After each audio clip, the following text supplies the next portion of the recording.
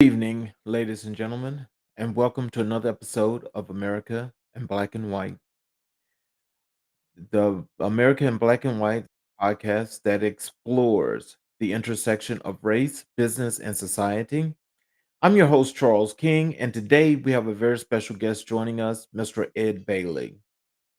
Ed is a seasoned professional in business development, strategy, analytics, and human capital. Let me tell you a little bit about Ed. Um, It has spent the past 25 years guiding businesses to prosperity with expertise in business development, strategy, analytics, and human capital. It currently leads Polymath Performance, where he helps people and organizations understand, predict, and enhance performance through coaching and systems.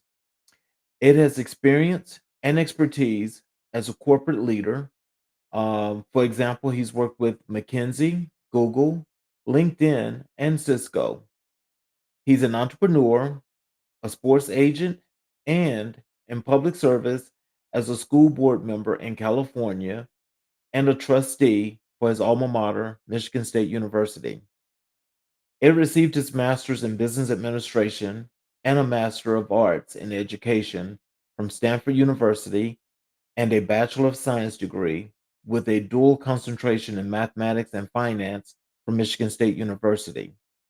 A native of Chicago, Illinois, Ed is based in Northern California, where he lives with his wife and daughter.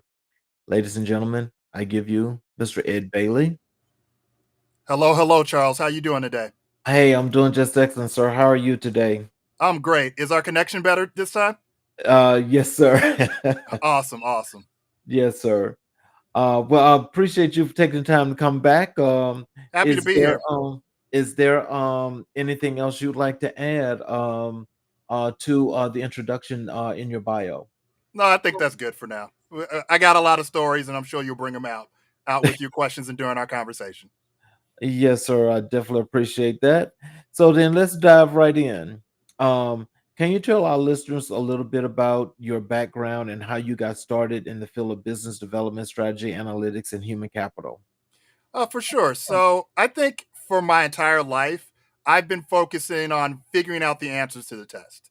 And so when I was young, that involved reading, studying, and when I could find qualified mentors, really being able to connect with those mentors and ask very detailed and appropriate questions, but also focusing on how I could be of service to them. So I can not only learn from their intellect, but also learn from their experience as well. And so throughout my journeys, not only from the academic perspective, but from the corporate perspective and entrepreneurship perspective, my ultimate goal has been to learn as much as possible so I can share as much as possible. Because I have the core belief that all people can be successful. You just have to define success appropriately for you. And then you have to get the help that you need. And sometimes that help naturally comes from our family, our friends, and the network from our origin where we grew up. But a lot of times, like in my case, you have to build that network because the network for what you personally need isn't naturally available to you. And so, I built my career and I built my life around learning as much as possible and sharing as much as possible. And I think that combination puts me in a great position to not only experience life in an amazing way, but help others change the world, which is arguably more important to me. Oh, wow. Now that's profound. Thank you for that answer, and I'm sure that everybody's gonna really be looking forward to this knowledge that you're gonna be dropping tonight. Um, Well, how do listen, you I don't know everything, but I know a fair bit. And tomorrow I'll know more than today, and next year I'll know more than this year. So stay with it, people. Stay with it. thank you for that. How do you define business development in today's rapidly evolving landscape, and what strategies do you believe are essential for sustainable growth?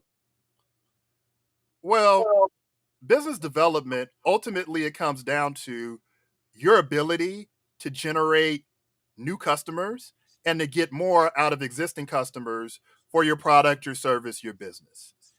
And with that, a lot of times the focus needs to be, well, how do I get someone from cold, not knowing me not knowing my brand, not even necessarily knowing that they have a problem that needs solving, to someone who feels comfortable and trusts that you, as an entity, as a person, as an organization, can solve their problem. And you need a system to be able to do that. Now, I would separate out the system based on what price the product or service that you have that is being offered. So if someone can buy something easily with a credit card and the line I normally mark is under $100, then your focus needs to be marketing. Your focus needs to be to make sure that you are seen, that people are aware, that the right people know why they should consider your product or service versus other services, and that they feel comfortable and that they feel safe purchasing from you versus the other alternatives because you're going to solve the pain that they want. If your product is complicated and it requires a lot of decisions and a lot of customization and a lot of back and forth, then you need to be excellent at sales, because getting the awareness isn't going to be enough. You're going to have to walk someone through a process. And in many times, they're already going to have a current way that they solve their problem. And so you're going to have to convince them to divorce the way that they're currently using and use your method, your system, your process instead. And that's not only going to require a conversation, but it's going to require nurturing.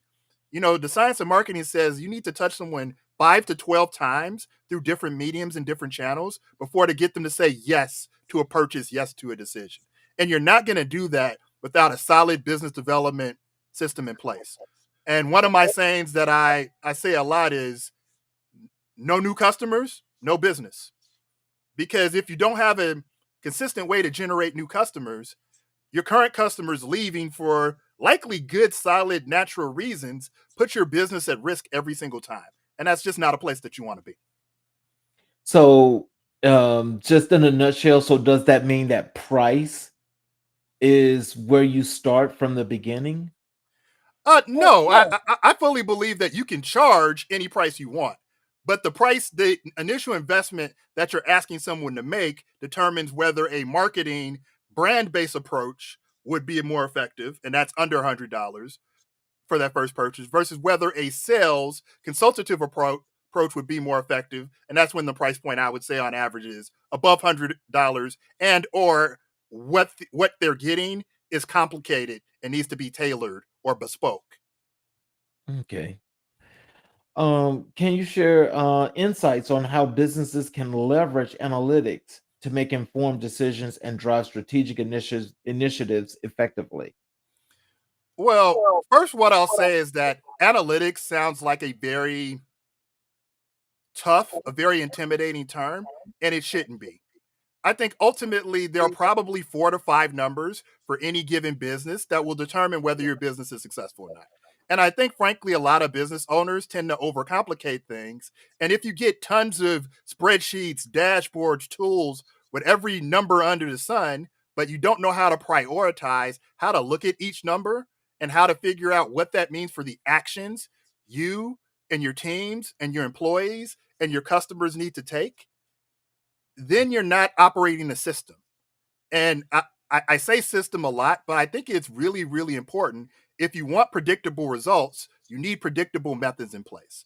And the first thing you should think about when you think about analytics is you need to understand in a pretty precise way what are the measurements that matter to my business. And normally it's a combination of how often am I seen, at what percentage do I take someone who sees me and turn them into someone who's interested in working with me? How often do I take someone who's interested in working with me and turn them into a customer? How much does it cost in terms of effort, time, and money to turn a person into a customer? And then what's my expected return? Not only in terms of what's the first average order value size, but also what's the customer lifetime value. And it's been proven across different business models in different industries. If your customer lifetime value over a 12 to 24 month period is sufficiently bigger than your customer acquisition cost, you have an excellent opportunity to build a scalable business. But particularly when you're early in business, that should be your focus. You need to know how much does it cost to get a customer, and how much can I get out of them on the first try, and how can I expand that lifetime value as much as possible. If you understand the cornerstones of how to do that and how to structure your cost structure so that acquiring and serving customers is prioritized in the cost structure, you can always work on the operational end to tidy up and use technology, use AI, utilize people in order to make sure the rest of your cost structure is in line so that you get the shareholder value. And particularly for many small business owners, you get the cash flow that you want as the reward for all of your hard work. But if you don't understand upfront how much it costs to get a customer and how much you're getting out of each customer, you're skiing down a steep slope in the dark, blind. And I Oh, and I don't do that. I'm not a skier, but I couldn't imagine anything more frightening than that. most most definitely. Did I shake you up a little bit there? Woo. Well, I tell you that that's a visual, but that makes a lot of sense because I would think that if you're going into it blindly, not knowing, then you're only going to do yourself some harm. So I think it's always good to try to find at least some rationale or some rhyme or reason as to what you're going to do and find out if you're at least starting out on the right track. That's right. And direction is going to change. That's inevitable. Change is a part of life. But you at least need to be going at a speed where you can see. The visual I like to give people is if you're running really, really fast, it's cloudy. You can't see because you're going fast. And so if you're going to go fast, it's essential that you're going in the right direction. And Mm. sometimes, in order to identify that right direction, you have to stop and be still. People talk about the eye of the hurricane. It's still in there. Everything around you is going fast, fast, fast, fast, fast. But in the eye, it's still. And when it's still, that's when you need to look around. You need to decide your direction. You need to decide that based on the credible information that you have that should come from analytics and from your advisors and from your team. And then you pick a direction.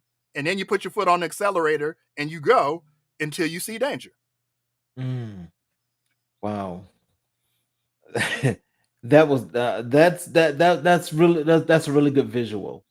It really is, and because I think what I was starting to think about, as you said that, is I think about, initially I will tell you, I was talking with someone on one of my other shows that then they were using the kitchen analogy, and I'm like, initially when I started out, the kitchen was a mess. It was a mess.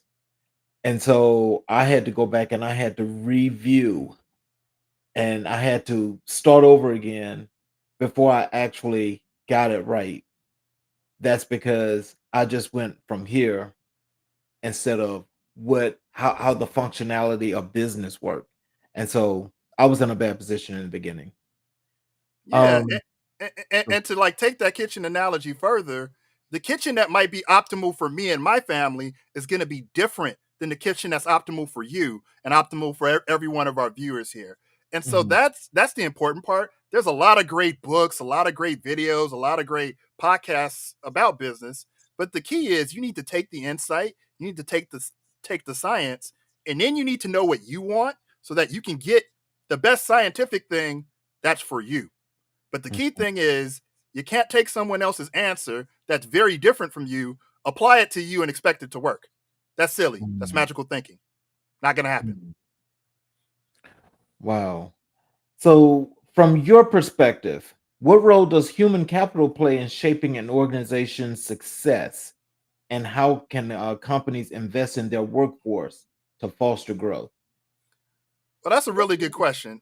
I think personally, human capital is the ultimate sustainable edge for an organization.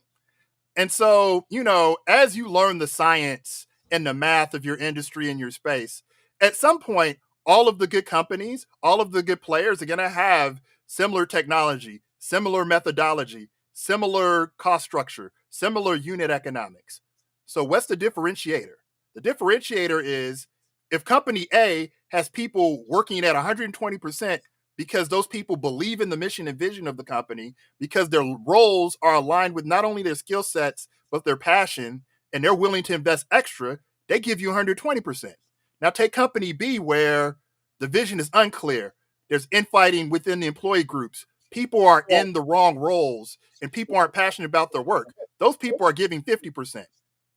That's Mm, more than a 2x difference. So the game is won and lost on a long-term perspective by making sure the people involved in your company are in the right place, using the skill sets that they're passionate about and that they're good at, and that they're being developed and inspired to choose, not only for reasons that are good for you as an organization, but reasons that are good for themselves to be able to invest. That's the key. And So go ahead. no, go ahead, Charles. No, I was just gonna ask you, so then in this situation, would there have a lot that have a lot to do with what you hired this person for originally to know exactly if you got them in the right position? Or is it kind of like when people try to do the catch-all where they fix it to where somebody can do like multiple things? Well, to be honest, I wish people were thoughtful on either one of those levels, but I'll tell you what I've experienced in a lot of the businesses, both large and small. Here's what happens. You as a manager, you as an owner get to a point where you have 10 to 15 hours more work than you want. So the light bulb goes on like, yes, I need to go hire someone. And so you go hire someone for that 10 or 15 hours of work. But most full-time work is at least 40 hours, if not 50. No one's going to do their 15 hours of work and then not fill that 30 to 35 hours with something. And the problem is once they decide what to fill it with, you can't get it back. And because they're probably giving you what you want with that first 10 to 15, you're also not paying attention to what they're filling the rest of the time with. And so what I follow myself, but also what I tell my clients is do not hire a person until you have 40 to 50 hours of clear work that aligns with your key performance indicators for them to do. And that you can tell them exactly how to spend that 40 hours and exactly what the value is to them as an employee and to the company. Because you don't want people working at 33% utilization. And that's what happens when you hire someone just because your workload or that particular team workload feels inconvenient. It feels a little bit heavy. It's not just about feeling a little bit heavy. It's about each person contributing to the top and the bottom line in a designed specific way. Now, I'll Mm, tell you the other mistake many organizations make, which is, say someone for whatever reason leaves the team. They go and immediately try to find as close to a person as possible to fill that person's slot. And I think that's a big mistake because you have a team there already. It's possible that if you have a team of 10, there might be 3 people on that team that may be ready, willing, and able to absorb 50, 60, 70% of that work and do it even better. So I really encourage people, if you have an employee or a team member that leaves, give the organism that's there time to remorph and then see what the hole is and hire for the hole because the hole left by the person who exited may not be the right hole to fill. The right hole to fill that brings that team to the best possible level may be different, and you'll never find out if you go too fast. The best you can do is replicate what you currently have. And in business, if you don't get better, you get gone. mm. Wow. What are some key metrics or KPIs that businesses should prioritize when assessing their performance and identifying areas for improvement? Yeah, so we talked a little bit about you have to understand your customer lifetime value. You have to understand your customer acquisition costs. Those are two right away that I'm surprised how many business owners don't have that part down to a science. After that point, what I would also look at is measurements of employee productivity. And the reason for this is not because this is school and you're trying to give everyone a grade. What's important is every system has dependencies. And for some parts of the system, you need an elite 90th, 99th percentile person to be successful because the difference between that level of performance and just very good costs the business a lot of money, whether it's lost revenue or lost profit or lost cash flow. Some pieces you need to be very good, but they don't need to be all world. Some some areas of the business are so well defined that if you have an average person of that skill set and they just come in and do their job day in and day out, you get the result that you want. And some areas are so well defined that you can bring a person in, train them up from scratch, and you just need the right behaviors. So a lot of times when people hire, they're looking for techniques, experience, scientific expertise. And all those things are well and good. But I'll tell you, for the things that are important to your business, you need a metric to understand how well you can train other people who aren't so experienced and get them up to speed. Because if you can do that, you have so much of an advantage. And then you can focus on hiring people who are cultural fits, who are behavioral fits, who will get along with their team members, who will bring a net positivity and energy to your organization. It, Wow. for So have you 2024 ever and beyond, like that's the big advantage. If you know your company well enough so that you can focus on hiring for behaviors, which you have to draft for, versus technical skills, which if you're a company and this is what you need to be successful, you need to get good at training people on those technical skills. So you can focus on the thing that's hard to buy and get that at the right price.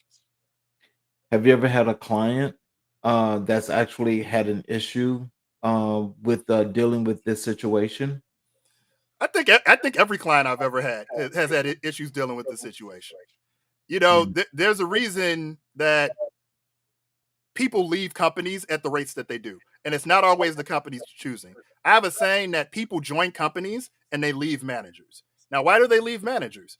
Because the experience they were promised is not the experience that was delivered. And part of the reason why that expectation fails is because that expectation wasn't properly set. They didn't have the information, they didn't have the understanding, they didn't have the thoughtfulness to not only understand the technical and the business requirements of the role, but the behavioral and personality requirements of the role as well. And I would say, a lot of times the conversations I end up having with my clients goes along a thread of, okay, is this something you as a company know how to do and can teach someone else? Because if you know how to do it, there's one and only one right answer. You should be able to teach someone else how to do it. And if you can do that, really what you should be focused on is finding the people you can train to run that play, run that system. And in that case, they're all going to be similar people. Now, Mm. if you have a situation where you have to solve a new problem, something novel that hasn't been faced before, for example, a pandemic, that's when you need diversity of perspective, diversity of thought. And you need a lot of different kinds of people with a lot of different backgrounds and experiences. But not only that, you need to create an environment where everyone believes and feels a right and is respected enough to be able to speak up, no matter what their title, no matter what their space is. It blew my mind when I was a consultant how many times the answer to the CEO's problem was in their organization, but the person who had it didn't have access to the C suite, didn't have access to the owner. So the owner, the leader, wasn't getting the information. And so the problem wasn't getting solved. But because I could talk to that person and then go talk to the CEO or the owner, the problem gets fixed. I'm like, this is ridiculous. You two people work together. Just have the conversation. But so many companies create structures and environments where the people don't get an opportunity to interact and talk. And it's because they're prioritizing the wrong stuff. Oh, wow. In your experience, how can businesses effectively align their strategic goals with their human capital management strategies to maximize productivity and employee satisfaction? Yeah, so I think that's really a continuation of what we've been talking about, right? So I'll give you an example. When once an organization understands, okay, I have a high price item, I need to implement a sales oriented process to acquire new customers. And so at some point, you need to hire salespeople. Now, what salespeople look like on TV and in the movies, and what actually makes a good salesperson are very, very different. Great salespeople, and I've had the chance to do the analytics on this in multiple places. They tend to be more introverted than extroverted. They Mm. tend to be researchers. They tend to be students of people. And do you know why? Because in order to get someone to make a change, you have to identify a pain. You have to aggravate that pain, or hopefully they come to you already aggravated and thirsty for a solution. And then you just have to line up the solution that they need with what your product or service offers. But that requires a person who's willing to sit back and listen and observe. And then when called upon, be sharp and quick with the answer. And people who are more loquacious, more extroverted, they're so busy trying to manage the energy of the room sometimes that they miss the signals that are the key to solving the problem. And so that's just a perfect example of you need to study the situation so that you bring in the right type of person and not just go by the stereotypes we see on movies, on TV, on social media. That's not where the answers are. So you really have to strategically, number one, understand what matters for your business. Number two, understand how to make that happen on a consistent basis. And that's really what strategy is. Once you have that, then understand what are the technical capabilities that need to be in place and what are the personality and behavioral capabilities. And then as a company, you need to think about how can I develop systems and training and curriculum so I can get people up to speed on the technical stuff as soon as possible, because that's my bread and butter. And then for the behavioral personality stuff, how can I identify the behaviors needed for a job? And then how can I hire people with those behaviors as consistently as possible? And the key is one of the things that people talked about with Google a lot, but I actually loved is that no hiring manager at Google got to by themselves decide who to hire. It had to go through a process because at some point, the person that manager picks might need to work for a different manager or in a different role or in a different organization. So they not only need to be a personal fit for their manager, they need to be a company fit. And you have to do a lot more work to make sure you understand what it actually means to be a company fit. But I promise you, once you do that work, you will discover diamonds all over the place that you never thought were there. And you'll discover opportunities to work with people who can really change your organization, but they just come in a different package that you or my or anyone's biased mind might go seek out if we were just left to our own devices.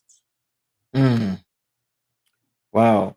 So so to sum that up as a summation, Yep. would that be to the fact of just communication from top to bottom would need to happen in order to make everything flow, or was there something else that was missing in all of that mixture?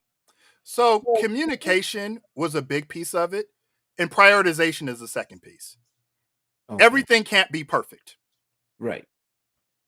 It's Oh, there is no matter how you look at it, religiously, scientifically, artistically, personally, nothing's perfect. If you invest your time, your energy, your effort in one thing, there's a chance that something else is going to suffer. The opportunity is knowing what you need and knowing what's important now. I call that the win. What's important now? Knowing what's important now so that you can invest the right resources in what's important now and make sure that you take care of the most important thing and make it as good as it can be. And over time, if you go down the list of important things and take each one of them and make it as good as it can be, you'll look down the road 10 years from now and you've knocked off the top 25 important things. And if mm, you can get there as a company, as an organization, you're going to have a big advantage from the person firefighting or the person going randomly or the person going based on their feelings and their enjoyment. Process, system, measurement. That's what wins in 2024. And by the way, people talk about artificial intelligence, generative AI, chat GPT. The people who are going to use those technologies successfully are the people who already understand their systems so that they can train generative AI on the knowledge they already have so the intelligence can generate what they specifically need and not generic gobbledygook. oh wow. And just speaking of that, so as technology continues to disrupt traditional business models, how can companies adapt their strategies to remain competitive while also fostering innovation? You know what? I think the word disrupt actually puts you in the wrong mindset because when something's disrupted, your natural instinct is to defend. Mhm. Technology is here to help. Technology, the definition is to make something faster, easier, or better. Technology is not the enemy. Technology might come about that shows you that what you've currently been doing may have some weaknesses, that there may be a better way, but it's not the enemy. And particularly if you as a company are forward looking and you're always thinking through, okay, what if it existed tomorrow, would help me do things faster, easier, better. If your mindset is in abundance in that way, you're going to notice a new technology and you're going to think, okay, this can help me. This can help someone on my team work 10 less hours. This can shift someone's workload 20 hours from something they hate to do to something they love to do. Technology is your friend. And if you find yourself looking at a technology or capability and getting defensive, the problem is not the technology. The problem is you don't feel safe. And then you need to go do the homework to figure out, why don't I feel safe? And invest in that. And then go find a technology that helps you feel more safe. And so that's it. Technology is not a person. Technology can't kick your butt. Technology can't stop your life. They're tools. You know, Tools are so used to make things. just to add a little extra to that, can you tell me this? What is your opinion on this? Is that now you've got so many people that are trying to say, that they're afraid that the AI is going to take over the world and it's supposed to be all of these other things and it's just going to cause so many problems, and so now you got people saying they don't want it. Why do you think they're feeling that way? Well, I've been there in certain situations. The fear is I don't have another option. I have one way to win. I've been running that train. I've been on that train going as fast as I can. I'm somewhat close to the finish line. And now all of a sudden there's a train coming at speed across the track. And if I don't get by in time, I'm going to get wrecked. That's a very, very natural fear. And Mhm, it's somewhat appropriate to have that fear. mhm. But fear is false expectations appearing real. Fear is Okay. different than danger. If there's danger, you protect yourself. But technology should not make you fearful. It should illuminate the fact that, hey, maybe the timeline isn't what I once thought it was. But being afraid doesn't change that fact. The timeline is the timeline. And so when you have new information, sometimes that new information causes you to have to change, to have to make an adjustment.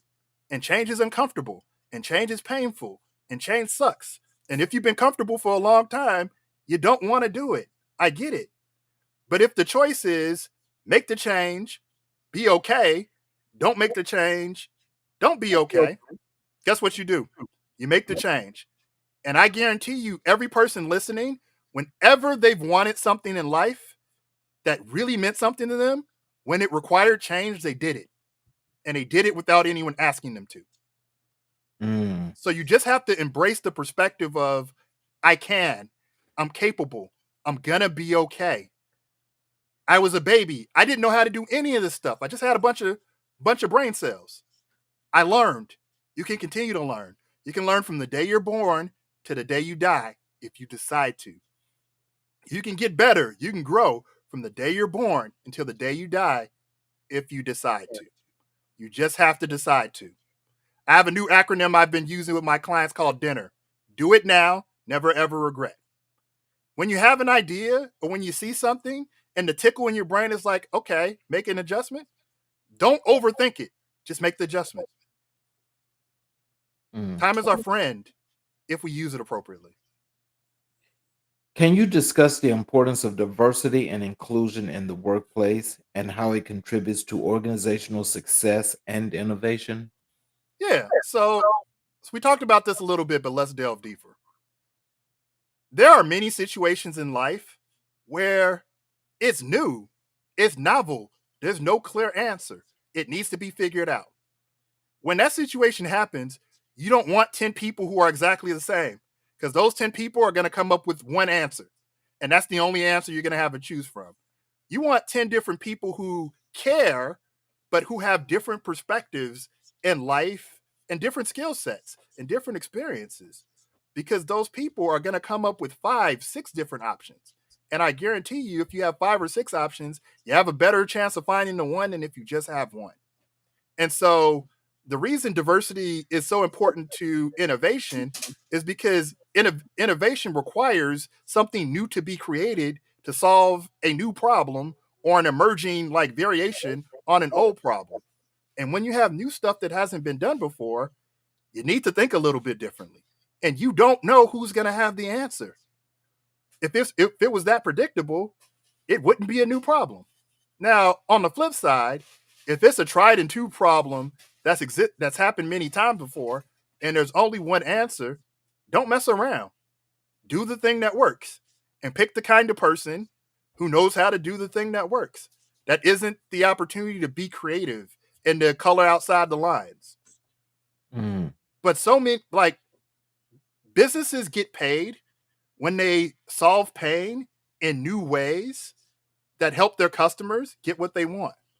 The new part is the very reason why you need a diverse group of people as part of your organization so that you can be in the best position so that no matter what the new thing is, you have the team to go figure it out. Things aren't going to stay the same. I know it'd be more comfortable that way. It's magical thinking. Things are going to change. Hmm. The teams and the organizations that make those changes, they keep going. The ones who don't, they die. Mm. And Yeah. it doesn't matter if you were in first place or 10th place. Mhm.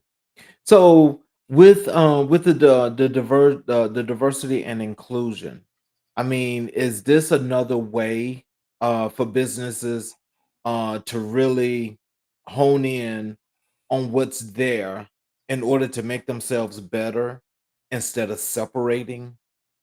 Yeah, I think the goal we talked about how important human capital is to a sustainable advantage for a business. If you just continually hire the same person over and over again to solve a set of changing and emerging problems, that's not a winning formula. And so you have to have the capability to be able to go into the marketplace and get what you need when you need it. And your reputation precedes you. If you're an organization, if you're a business that is not welcoming to certain people, and that certain person has the answer to your problem, then you don't get the answer and then you lose. And Mm, if your business matters to you, for whatever the reasons are, why would you want to be in that position? mm, Like, the goal is to win. And you can win while being kind, while being equitable, while treating people appropriately. But the goal is to be effective. The goal is to be successful. And whatever person has the answer, has the ability, that's the person you want on your team. Why the heck would you put up barriers for the person you need to be able to help you? That's crazy. You don't want to do that. That's why you need to make sure that your organization is set up so that it's welcoming and embracing, and that everyone who has ideas, has thoughts, has the respect, and has the space to be able to speak on it, see something, say something. mm. That's very, very that too. That's very thought provoking because um I'm just thinking about, what's happening in certain regions of the country, and in certain cities and states and so forth, that, you know, the diversity part is like, um, some people or some places are trying to get rid of that. And I'm just trying to understand how does that make everyone win, you know? It doesn't. People do that when they feel safe. Like the Mhm. people who are trying to control their environment, that's a defensive move. What you're basically saying is, I want to stay where I'm at. I want to be where I'm comfortable. I want to control everything. And the easiest way for me not to have challenges is for everything to be exactly how I want them and for everyone to be exactly how I want them to be. That's a Mm. defensive posture. Defense does not work in business. The world is evolving. We've been evolving for a long time. We're going to continue to evolve. If you stop evolving, it's the sports equivalent of waiting for the clock to run out. And if the other team keeps playing hard, the clock's going to run out, but you're going to be on the wrong side of the scoreboard. Why would you want that? And That is especially true. if you're already big and powerful, why not get good at offense so you can stay big and powerful? Mhm. Like the whole, okay, I'm going to hold the ball and run the clock out. Why? Your biggest advantage is that you're big. Right. Be big. You can afford to take a piece of your resources and try something new, and in that way, the best defense is actually a good offense. It's the ability to create new. The best Mhm. defense of your company is the ability to create the next thing. So you don't have to depend just on the current thing. Mm. So, what are some common challenges that businesses face when it comes to implementing data-driven strategies, and how can they overcome these obstacles? I think the biggest challenge is people don't understand data, they don't understand math. And then I think the second chance is people believe that math will give them one true right answer that's correct all the time. And as a math person, as a person well trained in the science of it, that's not how it works.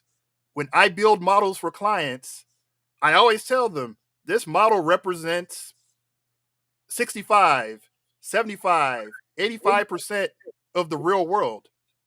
There's some part that can't be covered with math, can't be covered with the model. That's the fun part of life. Mm. Like if everything was predictable, you just have to do it once and then march down and like not pay attention anymore. What fun is that? Unless you're operating scared, and there's no need to be scared. Like it's okay. So the first thing is, you know, math doesn't fix everything. And I'll tell you something else. If you're interacting with the person and they need math and they need facts, what they're also saying is they don't trust you. Because think about it. When you trust someone, you don't need facts to allow them to be themselves and do what they do. You believe in them. So you give them a mission, you give them the assignment, you have faith and belief that they understand the assignment, and when they bring you back the answer, you're like, "Okay, I believe you. Let's keep going." When you start asking for math and you start asking for prove it, you're already in the loser's bracket. You're already uncomfortable. Mm. The point of math, I think, is to help you be aggressive. And where I see most businesses using math is to help them justify and be defensive because they're trying to prove to someone else in their organization that they are deserving. But you don't prove stuff with math. You prove stuff by fixing trust. Like we forget that businesses are just a group of human beings. We are people. People have natural biases based on experience on who they trust and who they don't trust. Now, their bias shouldn't stop you from trying to become a part of the trusted group, but that's where you invest the effort. And so, where math, where analytics comes in, is it's a monitoring mechanism. When you understand your key performance indicators, your unit economics, that math, that data driven perspective helps you align with that. And when you have a new opportunity and you have some sense of what level of success and failure you really you can tolerate, math will help you start to draw a picture, but math isn't going to finish the picture. I'm sorry. If math could solve the whole thing, you wouldn't need a solution. You just do what math told you to do. Math is good, but it's not enough. Not by itself. The people still matter. They're always going to matter. So back to the AI thing, an expert in AI told me one time the human brain is the most specialized computer ever invented. There's some things that AI will never be able to take because the human brain is perfectly designed for it. But the human brain is also very specialized. So there's certain things the human brain will never do better than a well-instructed computer.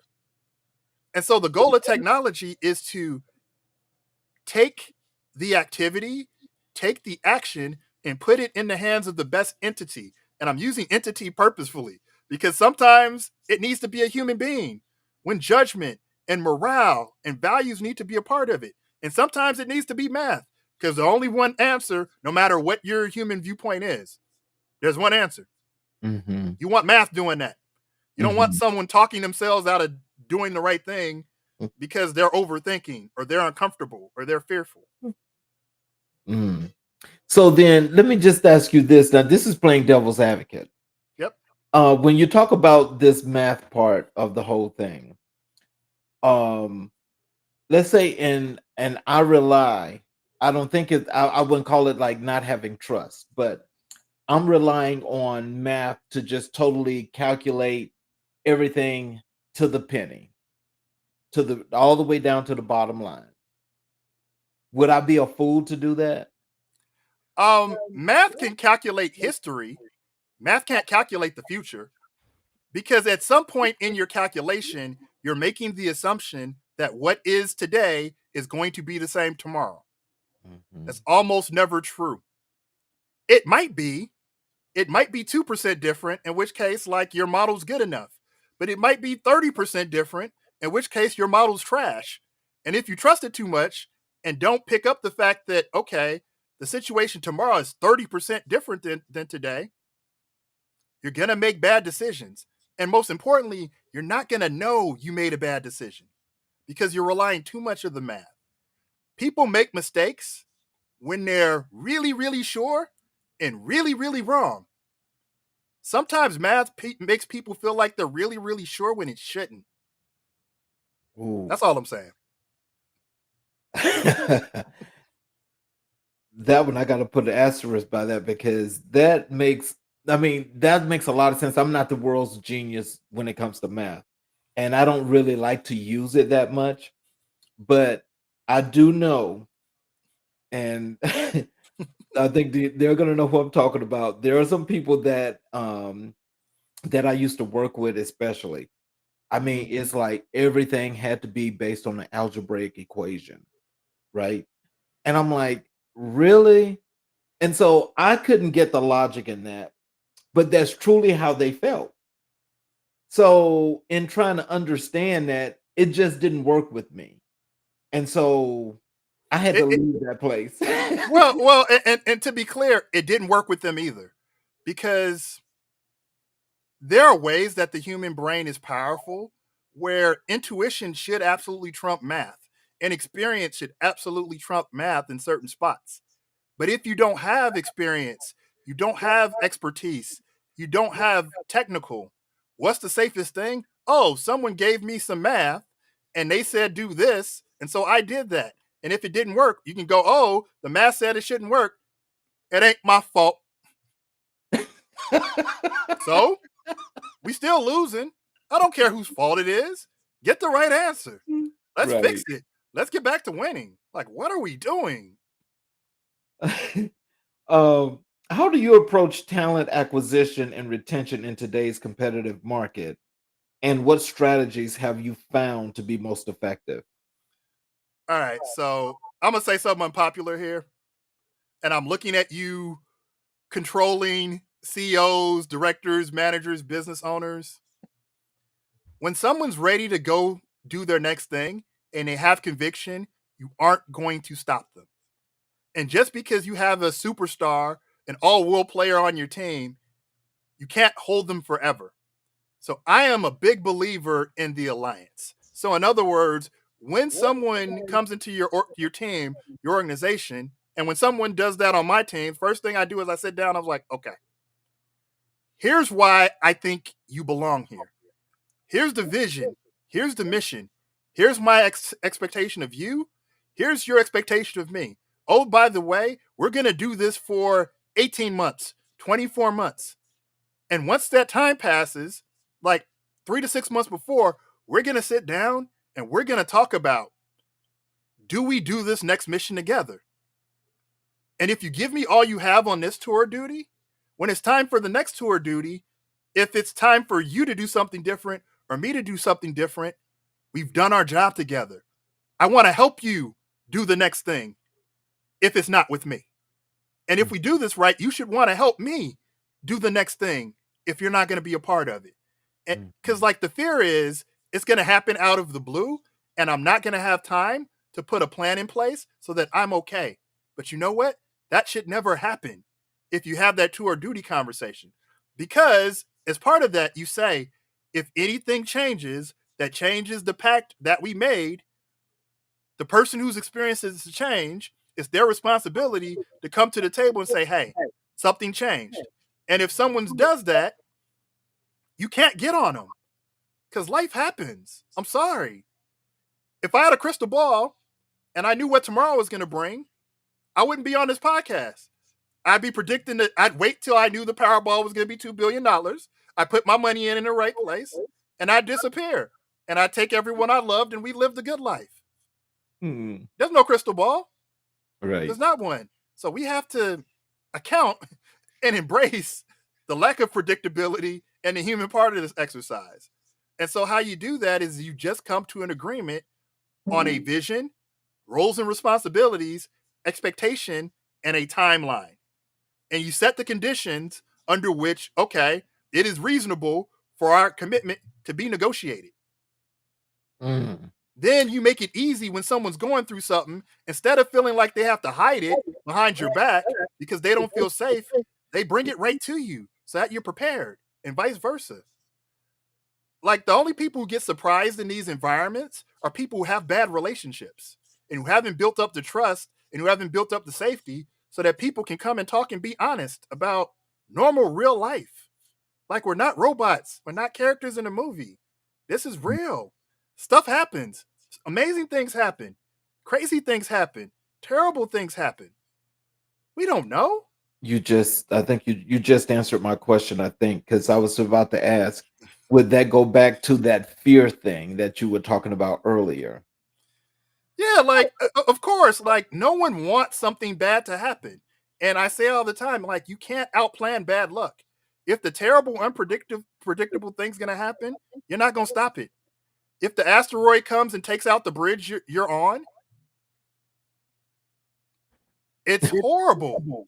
It's unfortunate. And unless you had a crystal ball, there's nothing you can do about it. Mm, Why not go after dreams and visions that might be far out, might be nearly impossible, but you actually can do something to achieve? mm, Because downside is limited. There's only so far down you can go. You can go up forever. mm. Find a way to go up. And if you don't believe in yourself, someone in your circle believes in you more than you believe in yourself. Go find that person. Go lay your head on their shoulder. Go cry your eyes out. Go scream your face off and let them help you. We Oh, all wow. deserve to be okay. That sounds like a tantrum. Look, when you go to therapy, a lot of times you spend time talking about your inner child. Your True. inner child is going to have tantrums if they aren't satisfied. And those tantrums are going to come out your grown body. And Right. you're going to be acting like a 3-year-old. And it's natural. But like, someone in your circle wants to help you do that in private instead of in public. And if you keep denying that inner child, you're going to have that tantrum in public at the worst possible moment. Oh, And you're going to wow. cost yourself everything. Why'd Yes. you do that? What are we doing? Mm. So, can you share examples of successful business transformation or turnarounds you've been involved in and the key strategies that led to their success? Yeah, so it's funny you mentioned that. So I was actually just talking with a good friend of mine. He runs a youth basketball academy out here in the Bay Area. And, when the pandemic hit, those in person businesses, all of a sudden it's like, okay, you can't see people. Like, what do you do? What do you do if your entire business model is centered around being able to interact with people day in and day out? And all of a sudden you can't. I was like, okay, well, better get good at virtual. And so the first thing I did was I was like, okay, we need to start a virtual academy as quickly as possible. And we need to make sure that everyone who's decided to spend money with us has a way to get what they're paying for and to have a good experience. And so, that was an example of we had to all do something we never did before. We had to figure out how to teach basketball without and dribbling without being in a gym. And it was Mm, wild and it was crazy, but we figured it out. And we met people from all over the country that rocked with the brand, just like the people in Northern California. And not only that, it challenged us to learn different ways about teaching. That once, we got back to a place where it was safer to do in person activities for youth and for teenagers, it made the company better. The company learned how to market online more effectively. The company learned better techniques to be able to teach. The company learned how to manage its money more effectively. The company learned the value of having a nest egg. Luckily, this client had a nest egg, and that's what they needed to be able to survive. And that's why I talk about systems so much for businesses. The goal is to have cash flow. You don't know when the hook is coming, when you're going to lose control over what you're doing. You have to have enough runway to survive the hook. And so one of the things that we had done is make sure to build that runway. And he was always on me like, why are you telling me to charge customers more? I'm like, well, you can do one of two things. You can charge them a number you feel comfortable with, and you can have no cushion. And the first time something bad happens, you're out of business and they don't get what they want. Or you could run a good business, have a cushion, and when you need it, you have it. And we talked about it. Sometimes all you need is runway to get to the next spot. And what we did is we built another runway to get him to the next spot. And his business has doubled since the pandemic started. And his business is thriving. But not only that, the children and the families and the communities are thriving as well. Because when the opportunity rose to the occasion, they were willing to change. They were willing to adapt. They were willing to try new technology, new systems, new revenue models, bring in new people with different backgrounds. And some of it worked fabulously, and some of it flamed out. But we learned how to adjust quickly. But most importantly, we talked every day, and there was a communication cadence so that we didn't miss anything important because the situation was important. Everyone was in a dire, well, I wouldn't say everyone. Most people were it, like no one had lived through a pandemic before unless you're 100 years old. Like I don't know anybody who was around in 1919, and most people making most of these decisions didn't either. Right. New, novel, what we talk about. New novel situation, that's when you find out how good of a team you have. And Mm, thankfully, we have been working together to build a great team. So when this moment hit, my client had a great team and we knew what to do. So mhm, we just ran the plays. And more importantly, we ran the system making process so that when we needed to create a new play, we had the capability to do so. And you know, I was able to, for example, when PPP came out, he was that this client was one of the first ones because I was like, all right, in order to have runway, we need more cash. I don't care how much we have in the bank. We can always use more. Let's learn the rules and let's do things in accordance with the rules because every government wants businesses to be successful. Businesses hire people, businesses provide income, they take care of families, they change the world when done correctly. Like the mm, government wants businesses to win. Just, you know, do what they reward. And in this mm, case, they gave money freely to keep teams employed. And so, okay, take those resources, but more importantly, have a vision, have a message, have a mission, have a strategy, have your key performance indicators, have your people, have your training aligned so that when opportunity knocks, you can do your best with it. And if you do your best, got to be okay with the result, no matter what it is. mm, And so that's the thing. It's transformation comes down to you have to put the building blocks in place. So someone has to come in and assess, okay, what's good enough, what's not. And the things that aren't good enough, you make them good enough. But more importantly, the things that are good, you make them great. Because the things that are great are the things that are going to create the runway to survive when the crazy thing happens that no one could have been prepared for. mhm. In your opinion, Mhm. what role does leadership development play in driving organizational growth, and how can companies cultivate strong leadership pipelines? Well, listen, bottom line is leadership is marketing. A leader's job is to inspire people to try and behave in a way that's to the benefit of the team, the organization, the business. Full stop. That's it. That's what a leader does, which is different than the best person doing a particular task so they get promoted to do more of that task. Sometimes the person best at doing it isn't the best leader, isn't the best manager.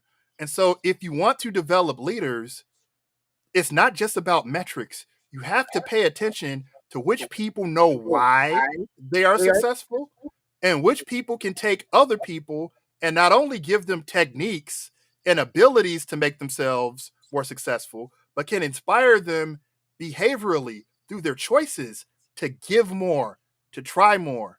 Like everything isn't about getting better through science. Sometimes it's effort. There's lots of people floating around in companies right now trying giving 20, 30, 40% of their effort. And I'm not judging, but a great leader will find those people and figure out if they can get 60 instead of 40. Can they get 70 instead of 50? That matters. That's the difference a lot of the time. Because a lot of companies are competing in spaces where Most of the companies, most of the teams are about equal.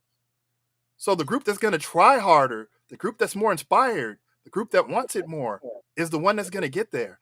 And so that's leadership's job. Leadership is marketing. Leadership inspires and changes behavior and changes attitudes so that people invest of their own accord, of their own free will to drive to the goal. Wow.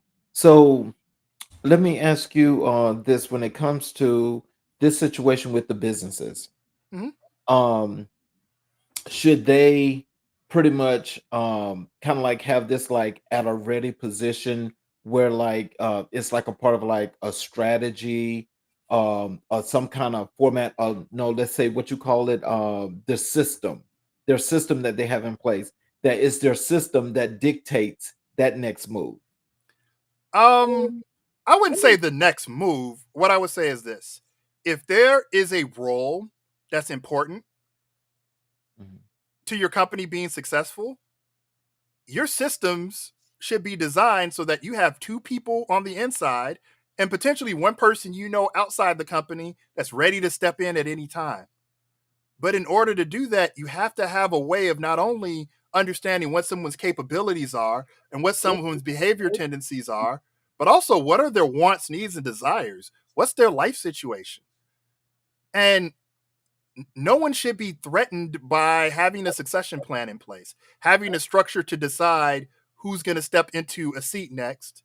Again, after you give things a chance to morph.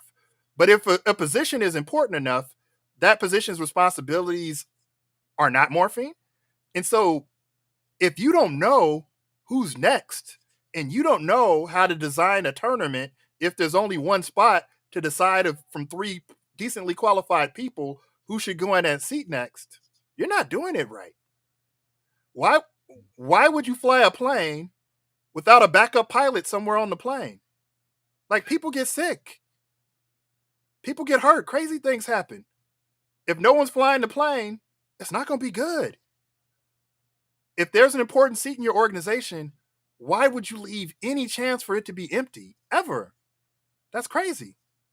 And it also makes you fearful because, okay, if you know you're dependent on one person, then you get like manipulative, you get crazy, you get controlling because you're so scared you can only see you.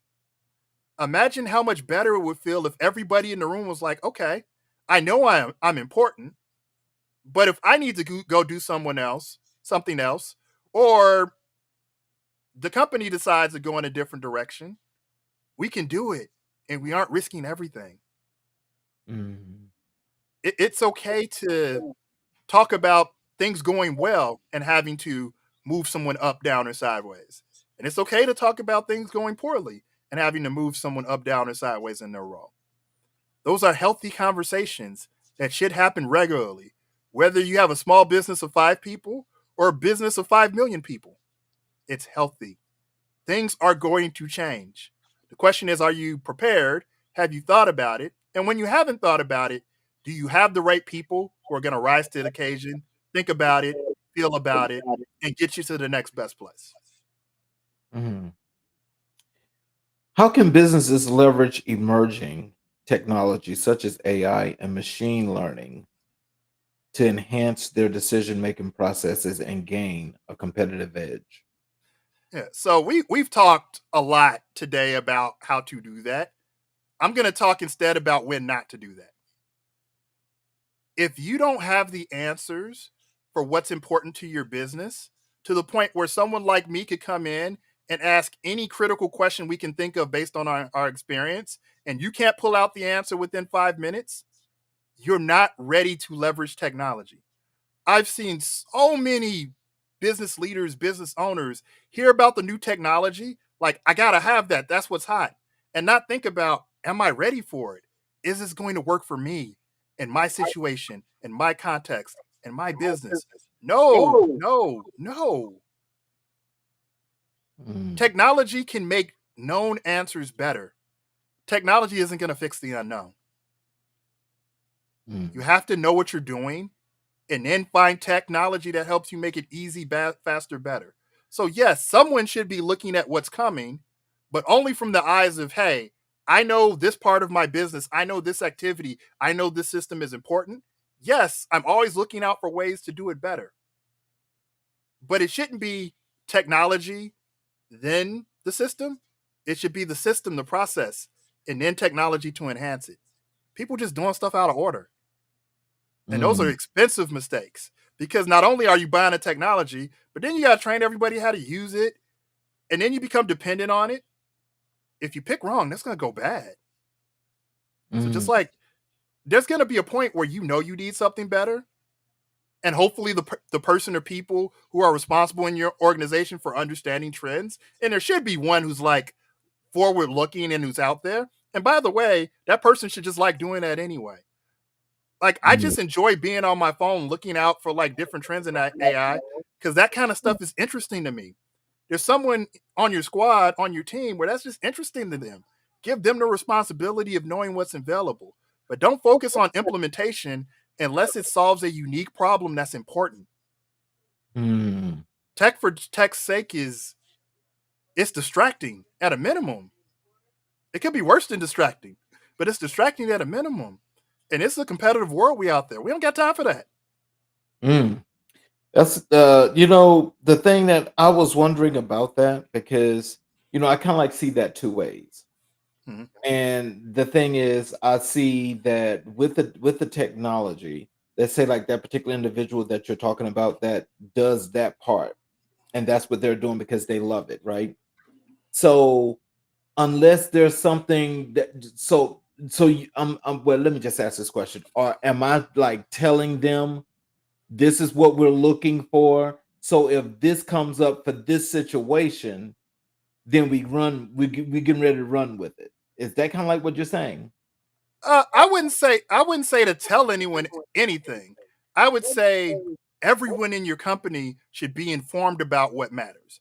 And if you've shared information and communicated correctly, and every employee, every team member knows what matters, the person who is obsessed and excited about technology, they're going to see something. They're also going to know what matters. You're going to have to tell them what to look for. They're going to bring it to you, and it's going to be relevant and it's going to be timely because you've given them the information so that they understand what relevant and timely is. I don't understand when organizations hide all of the important things about how to win and why our organization is going to win this way. That's crazy because that doesn't empower, it handcuffs people. If you're going to spend all the time to hire someone and train them, why are we handcuffing?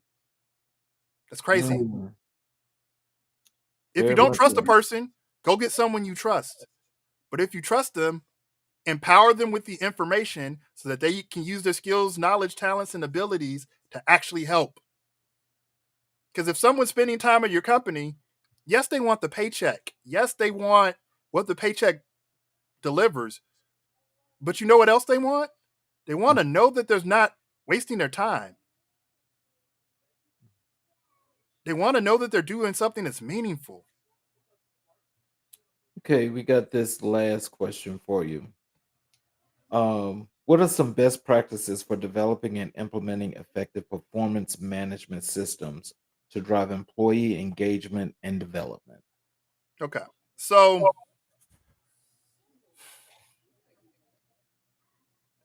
the main reason historically for performance management is that you have to have something to link to compensation. And so when I hear performance management, what I think about is what's the compensation philosophy for the company? And do we want to give extra super rewards to people who are producing at an outsized level? Or do we want to give everyone similar rewards? And so when I hear performance management, that's the connection I make. And so that system needs to be fair, it needs to be clear, and everyone needs to know what the scoreboard looks like. They need to understand if I do this, I get this. If I don't do this, I don't get this. So when I hear performance management, that's what needs to be addressed, which is different than how do I help my employees be the best version of themselves? Well, that's a team effort. First of all, the employee themselves has to know what craft they want to get better at, and they have to have the room and time to invest, and they also have to have the resources to invest, whether it's mentorship, classes, new job experiences, and that sort of thing. And that's where, again, in this alliance, it's not just about what is the work, it's also about how am I going to grow? How's the company going to grow? How are we going to grow together? And so professional development should be a partnership that's beneficial to both employee and company, which is why you spend the time being thought out.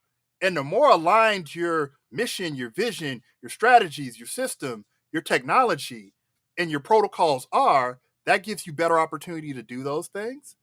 And lastly, if you or anyone is relying on your 6 month or your 1 year annual review as the only time to give feedback, the only time to evaluate performance, you're doing it wrong. There should not be a person in your building that on a weekly basis doesn't understand where they stand. Now, it doesn't have to be some super architected, super technological ranking board type process. But again, if you don't know what's important and you aren't having those conversations on a regular basis with the people doing the work, you're playing without a pilot. It's part Yeah. of the job. Pilots have protocols and checklists that have been designed and architected and adapted over decades and years to be successful. So that's what matters. And so, do you have any parting words for our listeners out here this evening, as we get ready to wrap this show up? Well, so I would say cherish the day. Family first always. I see my daughter's behind me trying to get on the camera because she loves it. Uh, Listen, if there's anything I can do to help, I'm more than happy to. Charles has my information, but you can follow me on Instagram at Polymath Coach. My website is there. We can talk anytime. My name's Ed Bailey. You can find me on LinkedIn. My phone number is on my profile. It's there for a reason.